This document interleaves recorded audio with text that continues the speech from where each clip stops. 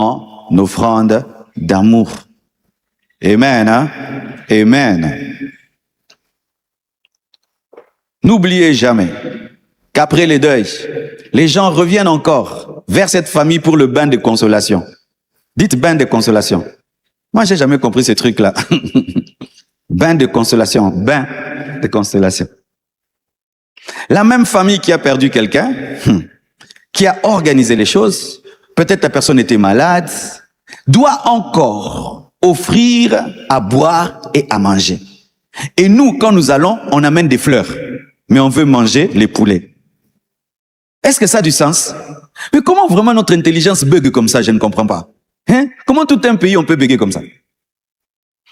On revient vers ceux qui ont perdu un membre de famille, leur père, et on demande à cette veuve-là de nous nourrir. Mais si on avait déposé de l'argent, elle allait utiliser cet argent pour nourrir les gens. N'est-ce pas? Les familles ont trouvé cette sagesse en matière de dot, n'est-ce pas? Vous venez à la prédot, vous donnez l'argent. L'argent que vous donnez, c'est l'argent qu'on va utiliser pour vous recevoir prochainement. Si vous avez l'intelligence dans les mariages et aussi l'intelligence dans les deuils, non? Alléluia! Des fois, les familles que vous voyez là doivent payer des frais médicaux. Quelqu'un peut mourir, mais ils ont des dettes à l'hôpital. D'autres, des gens ont voyagé pour venir au deuil, mais n'ont pas l'argent pour rentrer. Il faut payer leurs billets. Ils ont des problèmes à régler. Des fois, des enfants qui doivent étudier, tout le reste. Mais on oublie ça. On est focus au deuil. Mais il y a la vie après. Mais on vient avec $20 jetés, $70 jetés, $100 jetés. Alors que ces familles ont des sérieux problèmes après les deuils. Car les vrais deuils commencent après. Après, je vous dis. D'autres ont des deuils même pour le catafalque, ont des dettes des catafalques. D'autres des dettes même au cimetière là-bas. Vous savez ça? Il y a des réalités, hein, mes frères. Ce n'est pas parce que ta famille est normale que toutes les familles sont normales. Il y a des gens qui traversent des moments difficiles. Amen. Hein? Et d'ailleurs même, lorsque nous mettons ces gerbes-là, les gens qui sont éprouvés, est-ce qu'ils les regardent? Est-ce qu'ils sont même là-bas? Ils sont là en train de pleurer, tout. Nous, on met des gerbes, on ajoute. Oui, ils ne sont même pas là. Toi, tu vois, tu t'achètes un truc. Il ne te voit même pas, il est ailleurs. Mais si tu lui donnes un dessin, il t'oubliera jamais. Tu oublieras quelqu'un qui a amené une fleur. Tu n'oublieras jamais celui qui t'a apporté $300, $100, même un jeune garçon qui t'a donné un $20. Tu n'oublieras jamais cela. Alléluia. Alléluia. Alors, mes frères et sœurs, n'oublions pas qu'après l'enterrement, les familles éprouvées doivent offrir un bain de consolation. On peut même annuler ces bains de consolation. Je reviendrai sur ça un jour. Aujourd'hui, c'est pas là mon sujet. Amen. Hein? Comment on peut appauvrir des gens qui se sont appauvris? Parce que perdre quelqu'un, c'est s'appauvrir. Mais on revient encore, manger, boire, on se fâche même. T'as fait une ça va. Non. Comment dans les pays pauvres, on aime dépenser? Et dans les pays riches, on économise. Pourquoi là où il n'y a pas d'argent, les gens créent toujours des rubriques pour dépenser? Et là où il y a beaucoup, ils pleurent à 10 personnes et puis ça s'arrête là. On revient encore manger et boire. Alors mes frères et sœurs, mettons que 50 personnes convertissent leurs gerbes de fleurs de $20 en argent. Cela donne $1000. Si seulement 50 personnes, au lieu d'apporter des gerbes, disent « Mon $20, je le garde, je vais l'apporter », ça fait $1000 à une famille. $1000. Qui a déjà reçu $1000 dans un deuil? Rare. Mais les $1000, les gens les donnent en fleurs. En fleurs, ils sont donnés. Et d'ailleurs là, j'ai été bas. Ça peut atteindre 2000. Ça peut atteindre 3000 plutôt, 3000, $5000 en fleurs jetées en un seul jour. $5000 jetés. Mes frères et sœurs, et pour ceux qui ne savent pas, il y a souvent un sérieux problème d'organisation autour de cela. On ne sait pas où les mettre. Ça rallonge les temps de la cérémonie, n'est-ce pas? Une cérémonie qui dure. Les gens sont fatigués au soleil. Parce qu'on doit passer, donner des fleurs qu'on va jeter. Ça augmente des déchets. Ça empoisonne la terre pour ce qui concerne les gerbes artificielles. Mes frères et sœurs. Étant le sel de la terre et la lumière du monde, nous devons transformer positivement notre société. Donnez-moi l'amen. Notre rôle étant le sel de la terre et la lumière du monde, c'est de transformer notre société positivement et d'influencer les mœurs. Un réveil qui ne touche pas les mœurs a échoué, mes frères. Le réveil véritable touche aussi les mœurs. C'est pourquoi j'ai décidé, personnellement, je n'apporterai plus jamais de gerbe de fleurs dans un deuil. Jamais. Plus jamais. Ma décision. Je n'apporterai plus jamais de gerbe. Qui prend cette même décision avec moi? Yo-yo Kika Amatea. Plus jamais je n'irai. Lorsqu'on m'annoncera, maintenant le pasteur Marcelo, on va dire, maintenant le pasteur Marcelo va apporter son offrande d'amour. Alléluia. Et si on dit, maintenant le pasteur Marcelo va apporter sa gerbe de fleurs, je ne viendrai pas avec, je viendrai, mais avec une enveloppe. Alléluia. Et si la famille n'a pas prévu ça, je vais chercher quelqu'un de la famille. Zoua, je pars. Et je crois qu'un homme peut changer 2 hommes, 3 hommes, 10 hommes, et nous pouvons changer les choses. Mais pour ma part, j'ai changé. Parce qu'il y a quelque chose que moi je ne supporte pas dans ma vie. C'est de comprendre quelque chose et continuer de le faire. Je trouve que c'est l'envoûtement. C'est quelque chose que moi je n'ai jamais... Comment je peux connaître quelque chose et comprendre quelque chose, mais je continue? Là, c'est l'envoûtement. Donc le cerveau, là, il faut qu'on me l'enlève. Si mon cerveau a compris quelque chose et que je peux faire et que ce n'est pas un péché, je le fais. Plus jamais je n'apporterai de gerbe de fleurs à une famille qui pleure parce qu'elle n'en a pas besoin. Elle n'en a pas besoin. Je préfère donner un $100. Alléluia. Ah, si je viens à ton deuil entre $100 et gerbe, tu choisis quoi? Qui choisit $100?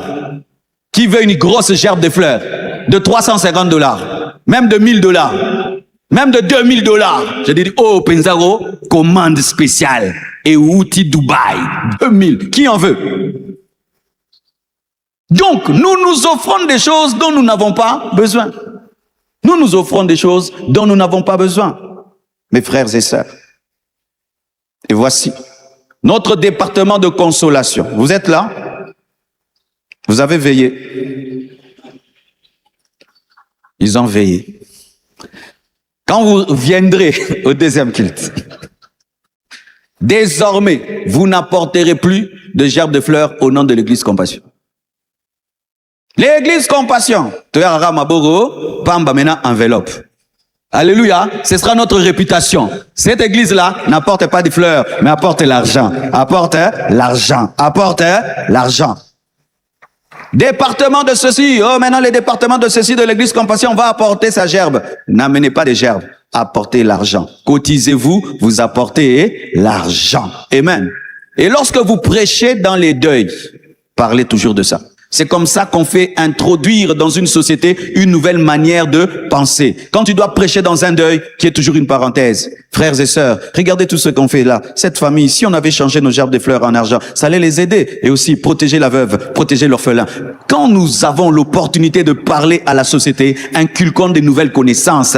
Chaque fois que tu prêches dans un deuil, chaque fois que tu représentes l'église, amène une nouvelle manière de faire. Qui est d'accord avec moi? Est-ce que c'est difficile?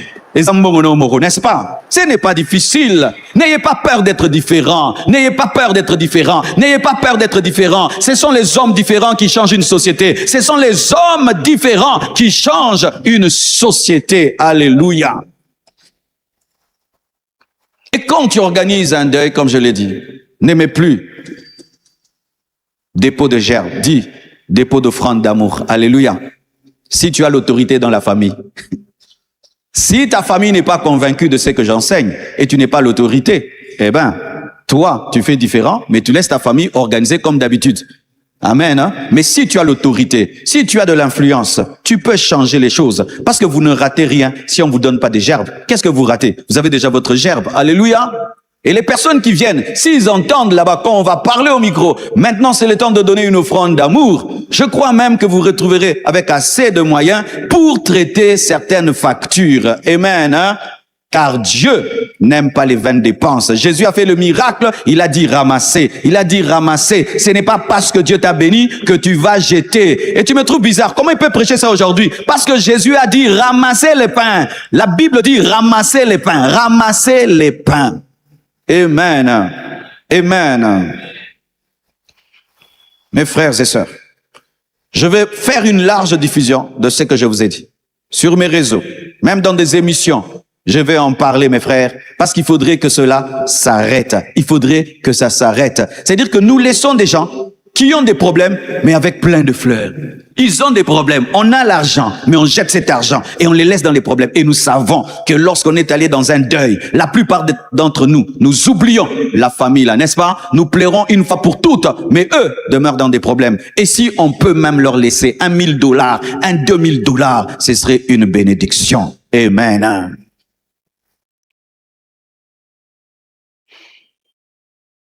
Voyez déjà, avant, quand je suis arrivé à Kinshasa, il y a très très longtemps, j'avais 15 ans, 14 ans, oui, je crois. À Kinshasa, en ce temps-là, quand quelqu'un mourait, on prenait son corps et on le mettait sur l'avenue. Qui connaît ces temps-là? Et sur son lit, vrai ou faux? De sorte qu'on disait aux gens d'acheter un beau lit, parce que le jour que tu vas mourir, ton lit sortira dehors. Qui connaît ces temps-là? Vous connaissez cette période-là? Ah, toi tu es né à peine, c'est pas grave. Mais il fut un temps au Congo, à Kinshasa, quand quelqu'un mourait, on n'allait pas dans une salle, on n'allait pas dehors, non. On pleurait dans sa maison ou on pleurait sur l'avenue et on prenait un lit et son corps était là. Les gens de l'avenue passaient et voyaient le mort. Mais qu'est-ce qui a changé ça? Ce sont des hommes qui ont changé. Et d'ailleurs, c'est bien. Parce qu'en ce temps-là, les enfants voyaient des cadavres. Les enfants passaient devant un deuil et regardaient à gauche. Ne regarde pas, ne regarde pas. Ça effrayait les enfants. Et puis quelqu'un réfléchit, il a dit, mais comment on fait sortir le lit de quelqu'un dehors? Et s'il n'a pas un lit, c'est humiliant. Arrêtons de le faire ici, faisons-le ailleurs. Et maintenant, nous allons dans des salles de fête et tout le reste, avec le corona aussi qui a amplifié cela. Donc, des hommes peuvent changer une culture et nous pouvons changer une culture. Et nous allons commencer déjà ici. Amen. Hein? Si on ne va pas le faire dans tout le Congo, nous allons déjà à notre niveau changer cela et nous allons influencer les autres. Il fut un temps au Congo, et particulièrement à Kinshasa, quand les gens allaient dans les deuils, ils s'habillaient toujours en noir, n'est-ce pas? Toujours en noir. Mais aujourd'hui, les gens s'habillent en quoi? En blanc. Qui ont amené ça? C'est un ministère du combat spirituel qui a décidé qu'ils ne vont plus porter du noir, qui ont commencé à porter du blanc, et tout le monde a suivi. Ils ont changé à leur niveau, et les autres ont suivi. Nous aussi, on peut changer à notre niveau, et les autres vont suivre, et les autres vont suivre, et les autres vont suivre. Oui, lorsque vous vous habillez en blanc, dans les deuils, c'est un ministère qui a changé ça. Pourquoi on doit être en noir comme si c'est une défaite? Nous allons pour nous habiller en blanc. Nous sommes des enfants de Dieu. Ils ont eu leur conviction et les gens ont suivi. Et certains le font. Ce n'est pas parce qu'ils ont la même conviction qu'eux, parce qu'ils trouvent que seulement c'est beau, c'est différent, mais au moins, ils ont changé quelque chose. Mais ce que nous allons mener comme changement n'aura pas qu'un impact esthétique, mais économique, financier, social, même écologique. Parce qu'il y aura moins de déchets. Ce sera même un impact écologique. Et je demande même que le gouverneur me soutienne dans cette vision. Alléluia. Vrai ou faux? Vrai ou faux? Qui travaille là-bas, hein? Va dire. Je vous assure, mes frères, ça fera moins de déchets.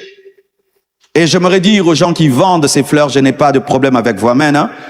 Je n'ai pas de problème avec vous, parce que dans la Bible, il est écrit que ceux qui faisaient des dieux se sont fâchés contre Paul parce que ça détruisait leur commerce, mais je n'ai rien contre votre commerce, c'est un but social, écologique. Alléluia. Aussi. Nous le faisons déjà dans le mariage. Le jour du mariage, il y a combien de bouquets de fleurs? Un seul bouquet. Pour qui? Pour la mariée. Si nous venons dans ton mariage avec des cadeaux, bouquets de fleurs, et bouquets de fleurs, et bouquets de fleurs, et bouquets de fleurs, 20 bouquets de fleurs, tu seras contente? On a compris. La mariée a un bouquet et puis on amène quoi? Des montres, des télévisions, des radios et tu es dans la joie. Et au lieu aussi d'amener beaucoup de bouquets dans les deuils, laissons un seul bouquet et le reste convertissons en argent. Parce que nous le faisons déjà dans les mariages. Et si nous le faisons déjà pour le mariage, nous pouvons le faire pour des gens qui souffrent vraiment. Vraiment, parce qu'il y a plus de souffrance dans le deuil que dans le mariage. Mais là où il y a moins de souffrance, nous avons de l'intelligence financière, c'est un nouveau couple, on va les aider, ils ont besoin de télévision, mais des gens qui ont perdu un père, des enfants qui doivent continuer à étudier. Si seulement tu peux donner cet argent et toutes ces personnes qui arrivent là, donnent une contribution qui paie les études des enfants, cette veuve est dans la paix pendant un temps. Que Dieu nous donne la sagesse, que Dieu nous donne l'intelligence, que Dieu nous donne la sagesse, que Dieu nous donne l'intelligence. Acclame le Seigneur. Je veux faire un sondage. Entre 100 gerbes à $20, et 2000 $ cash, tu choisis quoi? Entre 100 gerbes qui coûtent chacune 20 $ d'un côté et 2000 $ de l'autre côté, tu choisis quoi? Celui qui choisit les 100 gerbes à 20 $ qui se tiennent debout. Celui qui choisit les 2000 $ qui se tiennent debout. Il y a des neutres, hein? Vous êtes des romantiques. Prenez place. Le sondage a réussi, donc ce message est vrai. Acclamons le Seigneur. Ce message est vrai. C'est-à-dire que nous pratiquons pendant des années quelque chose qui n'aide pas vraiment. Alléluia. Mais j'aimerais faire cet équilibre. Apporter une gerbe de fleurs par amour et par respect n'est pas un péché. Amen. De peur que lorsque tu vois quelqu'un le faire, tu dis, ah, regarde celui-là. Non. Apporter une gerbe de fleurs par amour et par respect n'est pas un péché. Mais la Bible ne l'exige pas. Mais pratiquer l'amour dans la sagesse a plus d'impact. Lorsque tu amènes une gerbe de fleurs, c'est de l'amour. Mais quand à la place d'une gerbe, tu apportes de l'argent, c'est de la sagesse dans l'amour. Alléluia. Et il faut être sage dans l'amour. Sachez, mes frères, que lorsque nous faisons une chose, nous devons aussi étudier les autres cultures. Il y a des cultures autour de nous qui ne font pas ça. Il y a des pays africains autour de nous, des pays en Europe, aux États-Unis, en Amérique, qui ne font pas ça. Il faut des fois comparer sa culture avec celle des autres et prendre dans la culture des autres les choses qui font avancer. Amen. Hein? Ça ne les tue pas, qu'il n'y ait qu'une seule gerbe de fleurs. Certains même, il n'y a pas de gerbe de fleurs, chacun une tige seulement, n'est-ce pas? C'est tout, qui vont jeter seulement là-bas. Il n'y a pas de dépenses autour de ça. Aimer quelqu'un, ce n'est pas se servir de son deuil pour prouver qu'on est grand. Alléluia. Ce n'est pas donner quelque chose de grave, d'extraordinaire à ta propre gloire. Aimer quelqu'un, ce n'est pas venir parader dans son deuil. Aimer quelqu'un, c'est le soutenir et soutenir les enfants qu'il a laissés. Amen. Hein? Aimons-nous réellement et vraiment. Alléluia. Et ça peut changer ce matin, ce matin, ce matin. Alléluia. C'est mieux de nous occuper des vivants que des morts qui n'en ont pas besoin. Lorsque nous déposons ces gerbes de fleurs sont à qui? Pour celui qui est mort, est-ce qu'il est même conscient que tu as déposé une gerbe de 100 $, de 200 $? Nous déposons pour qui? C'est pour les vivants. Le mort n'en a pas besoin. Alors lorsque tu apportes une gerbe de fleurs, sache que le mort n'en a pas conscience. Alors les vivants, la femme, les enfants, le mari, est-ce qu'ils ont besoin de cette gerbe de fleurs ou ils ont besoin de ton soutien financier et matériel? Étant donné que cette gerbe de fleurs ne va pas profiter à celui qui est décédé, c'est mieux de faire profiter cet argent qui allait servir à acheter cette gerbe à ceux qui sont vivants. Parce que les vivants n'ont pas besoin d'une fleur, mais ont besoin des finances. Amen. Amen. C'est mieux d'investir l'argent dans ce qui reste que dans ce qui va être jeté le même jour. C'est mieux d'investir ton argent dans des études qui restent, dans un loyer qui reste, que dans une fleur qui sera jetée le même jour. Une seule gerbe doit suffire. Les autres doivent être convertis en argent et remis à la famille afin d'alléger sa souffrance après des très grandes dépenses, Que notre intelligence soit renouvelée. Et sachez que Dieu n'aime pas les dépenses inutiles. Dieu nous demande d'être sages en amour. Dieu nous demande d'influencer les mœurs de notre société. Alléluia. Je termine. Sur ces gerbes, qu'est-ce que nous écrivons? Que ton âme repose en paix. Est-ce qu'on dit que son âme repose en paix? On dit que donc tu écris à la personne, n'est-ce pas? Écrire, c'est parler. Il est interdit de parler aux morts. Il ne faut pas écrire aux morts. Si Dieu interdit de parler aux morts, on n'écrit pas aux morts. Je répète, si Dieu interdit de parler aux morts, on n'écrit pas aux morts. Un chrétien n'écrit pas que ton âme repose en paix. Un chrétien qui a la révélation de la parole n'écrit pas que ton âme repose en paix. Un chrétien qui a la révélation de la parole n'écrit pas « tu nous manqueras ». Non, tu peux dire « il nous manquera ». Là, tu nous écris à nous. Que son âme repose en paix. Là, tu nous écris. Mais si tu dis que tu t'es adressé à un mort et la Bible nous interdit de parler aux morts. Qu'est-ce qu'un chrétien peut écrire sur une gerbe? Gloire au Seigneur. Le Seigneur a donné, le Seigneur a repris. Alléluia. Un verset biblique où tu parles aux vivants, mais n'écris jamais aux morts. Et sachez que ce qui est écrit sur une gerbe de fleurs ne détermine pas l'éternité de la personne qui est morte. Même si tu dis que ton âme repose en paix, s'il ira en enfer, il ira en enfer. Alléluia. Ce n'est pas l'écrit qui sauve, c'est la foi et les œuvres en Jésus-Christ pendant la vie de cette personne morte qui sauve. Une fois que tu es mort, c'est fini, c'est fini. Aucune messe de requiem ne va te sauver, aucun parfum ne va te sauver, aucune eau bénite ne va te sauver, aucune prière ne va te sauver. Il faut croire pendant que tu es vivant. Une fois que tu meurs, il n'y a pas de purgatoire, il n'y a pas de purgatoire, il n'y a pas de purgatoire. Alléluia. Ah, j'avais dit que j'allais pas vibrer, mais j'ai vibré. Alléluia. Le purgatoire n'existe pas. Quand on te met dans un cercueil qui est beau, quand on met des gerbes de fleurs extraordinaires, cela n'a aucun impact. Pourquoi? D'ailleurs, tu n'es plus là.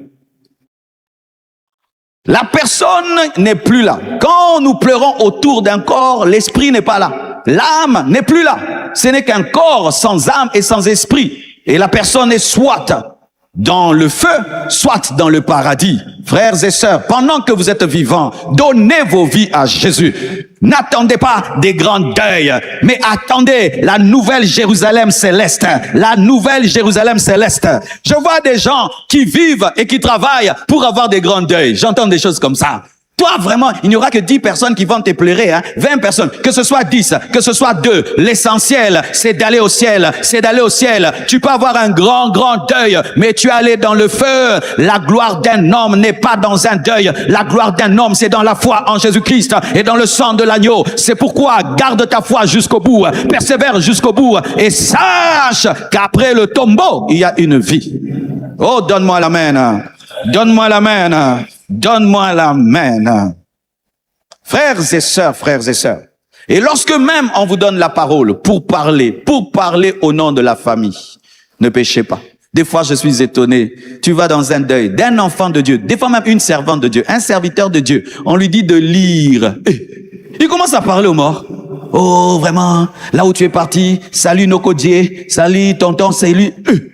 Tu dis, donc le culte du mercredi, celui-ci ne venait jamais vraiment. Regardez-moi celui-ci qui ne venait jamais au culte du mercredi. Regardez-moi celui-ci qui ne suivait jamais l'école biblique pour tous. Quand on te dit de parler au nom de la famille, profite pour prêcher. Profite pour glorifier Dieu. Tu peux parler de sa mémoire, mais tu ne dois pas lui parler. Oh papa, on t'aimait beaucoup. Quand papa tu faisais ceci, oh papa, nous allons pleurer. Mais toi tu as péché. Étudiez toujours ce que vous dites. Étudiez toujours ce que vous écrivez. Ainsi, frères et sœurs, vous comprendrez qu'un chrétien doit toujours observer sa société. Lorsque Paul a visité une ville, je crois Éphèse, il les a trouvés très idolâtres par l'observation. Et par l'observation que j'ai faite, je me suis rendu compte que nous ne donnons pas la valeur à l'argent. Nous jetons l'argent qui doit servir aux autres. Nous jetons l'eau qui doit servir à une famille qui est éprouvée. Nous venons avec l'argent et nous jetons cet argent. Pourquoi? Tout le monde le fait, nous aussi on le fait. Décide d'être différent et commençons aujourd'hui. Si on t'écoute dans ta famille, qu'il fasse comme j'ai prêché. S'il t'écoute pas, qu'il fasse comme d'habitude, mais toi, marque la différence. Vous connaîtrez la vérité et la vérité vous permettra de faire des économies. Que Dieu vous bénisse abondamment. Tenons-nous debout. Nous allons prier ce matin pour le Congo et demander que cette vérité, par la grâce de Dieu, puisse être répandue. Je vous prie d'aller partager cette vidéo. Lorsque vous allez finir le culte, allez sur notre chaîne YouTube, partagez cela. Vous qui êtes sur TikTok et tout le reste, coupez, partagez, partagez. Je vais même écrire ce texte en résumé sur ma page Facebook. Partagez cela, partagez cela. Je vous dis, ça fera du bien. Il y a des familles même qui manquent $20. Vous savez ça? Oui, mes frères. Tu sais, quand tout va bien chez toi, tu peux pas imaginer la souffrance de quelqu'un. Tu sais qu'il y a des gens qui ont fait même 2 mois, ils n'ont pas vu $100. Vous savez ça? Certains même sont au milieu de nous. Il a fait 2 mois, il n'a pas vu $100. Et une telle personne qui perd un membre cher. Vous venez avec des fleurs, vous pleurez, vous partez. Maintenant, lui, il est dans les calculs. Mais imagine, vous lui laissez $500 et vous partez. Quelle évangélisation, quelle prédication. Les frères de l'église sont venus, ils m'ont laissé ça.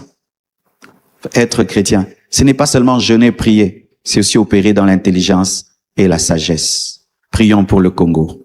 Alléluia.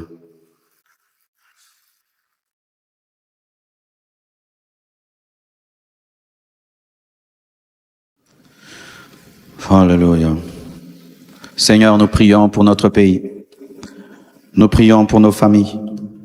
Nous demandons, Seigneur Dieu de gloire, le renouvellement de l'intelligence. Nous demandons, Père éternel, mon Dieu, que ce message puisse toucher toutes les couches de notre pays. Afin, Père éternel, que nous puissions investir dans l'offrande d'amour que dans les bouquets. Seigneur, que ce message soit compris, qu'il soit véhiculé, qu'il soit partagé et qu'il puisse bénir, Seigneur Dieu de gloire, plusieurs orphelins, plusieurs orphelines, plusieurs veuves, plusieurs veufs. Je prie, Père éternel, mon Dieu, que tous ceux qui ont entendu ce message soient capables de le pratiquer à partir d'aujourd'hui. Nous demandons le renouvellement de l'intelligence. Nous demandons, Seigneur, la réforme de notre manière, Seigneur Dieu de gloire, d'organiser nos deuils. Qu'il en soit ainsi, au nom de Jésus-Christ. Amen. Nous acclamons le Seigneur. Prenez place, s'il vous plaît. Papa Patrick, aujourd'hui, je suis ponctuel. Hein? Alors, nous sommes en train de construire, et aujourd'hui, je vais faire un appel parce que nous avons beaucoup évolué côté ascenseur. On a commandé 3 ascenseurs, 2 grands qui seront mis devant là-bas quand vous entrez. Ça vous permettra de monter jusqu'au 2e gradin. Et derrière là-bas, pour les bureaux, un ascenseur qui permettra de monter jusqu'au 5e niveau. Les ascenseurs vont bientôt arriver, mais quand ils vont arriver, il faut les placer. Et il y a déjà des cages d'ascenseurs, 3 cages d'ascenseurs qui sont déjà préparées, mais qui ne sont pas finies. Alors, sans les finir, on ne saura pas placer les ascenseurs. Pour ces 3 cages, nous avons besoin de $60. Lorsque vous êtes entré dans le temple, à la droite, vous avez vu beaucoup de sacs de ciment. Ça va servir à cela. Alors, pour ces 3 cages, nous avons besoin de $60 000. Aujourd'hui, je vais vous donner des enveloppes que vous allez ramener dimanche prochain. Chacun selon ses moyens. Celui qui a le moyen de donner 1000, qui donne 1000. Celui qui a le moyen de donner 500, qui donne 500. Celui qui a le moyen de donner 10 000, qui donne. Tu peux même dire, je prends en charge une cage à $20 000 et Dieu ne manquera pas de te bénir. Lorsque les ascenseurs vont arriver, voici l'organisation qui sera mise en place. C'est que nous allons les utiliser que pendant le culte. Amen. Lorsqu'il n'y a pas culte, nous n'allons pas commencer à utiliser les ascenseurs pour économiser l'électricité aussi, pour veiller à ce qu'ils puissent pas s'amortir trop tôt. Et je crois que j'ai vu ça en Inde. C'était dans une université. Cette université avait un ascenseur. Dans chaque ascenseur, il y avait quelqu'un qui était dedans. Les gens n'appuient pas eux-mêmes. Une personne est dedans, elle appuie pour vous, pour monter, pour descendre, parce que tu peux appuyer beaucoup, parce que certains ne sont jamais montés dans l'ascenseur, tu vas appuyer à l'arme. Amen, hein?